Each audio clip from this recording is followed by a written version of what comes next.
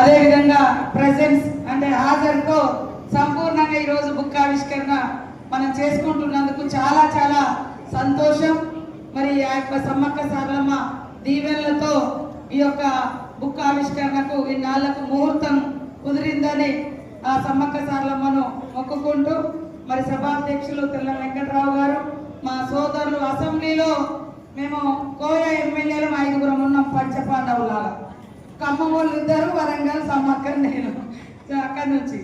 మరి మా సోదరులు పాయ వెంకటేశ్వర్లు గారు, అదేవిధంగా జాని ఆదినారాయణ గారు, ఐటీడీఏ పిఓ గారు, ఎస్పీ గారు, అడిషనల్ కలెక్టర్, అడిషనల్ ఎస్పీ గారు, మన పూర్వ పెద్దలు మరి చంద లింగన్న గారు, అదేవిధంగా కొండారెడ్డి జాతి నుంచి రమేష్ గారు, ఇతర పెద్దలందరూ సోదరులు అరుణ్ గారు, అదేవిధంగా వేదిక మీద ఉన్నటువంటి అధికారులు, మన ఆదివాసీ సంఘాలు, మహిళా సంఘాలు, సాంస్కృతిక సారథ్యం వహించినటువంటి నాయకులకు, పొద్దున్న నుంచి ఇక్కడ కూర్చున్న మీ అందరికీ పేరు పేరున ఆదివాసీ ఉద్యమాలు, మా పత్రికా మీడియా సోదరులు, పాపం అయితే వాళ్ళైతే అప్పటి నుంచి నిలబడి ఉన్నారు. కూర్చోండి నేను అంటున్నా, వాళ్ళు అట్లనే నిలబడి ఉన్నారు.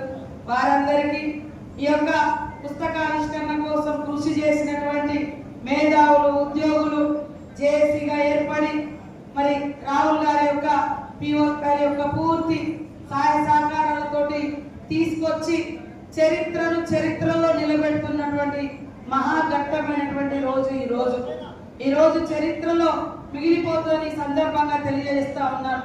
ఇంతకుముందు అరుణ్ అన్నట్టుగా మన కోసం మన సాంప్రదాయాలను గౌరవించి మనం ఎట్లుంటుందో అట్లనే అదే తీరిగ్గా ఉండే విధంగా దేశంలో ప్రపంచంలో మొదటి మరి గుడి కూడా ప్రాకారం సమ్మక్క సారలమ్మదే.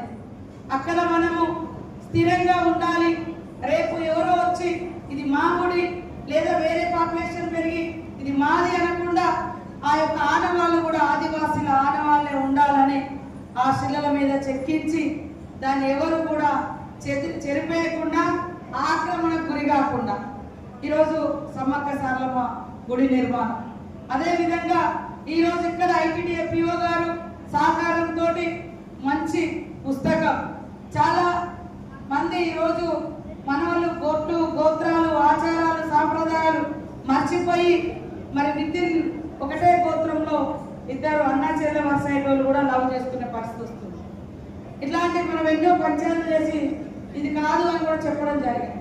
అదేవిధంగా ఎవరి దేవుడు ఏంది, వాళ్ళ ఎట్లా బొట్టు ఎట్లుంటుంది, అడ్డం బొట్ట, నిలువు బొట్ట, వాళ్ళ బొమ్మ ఏంది,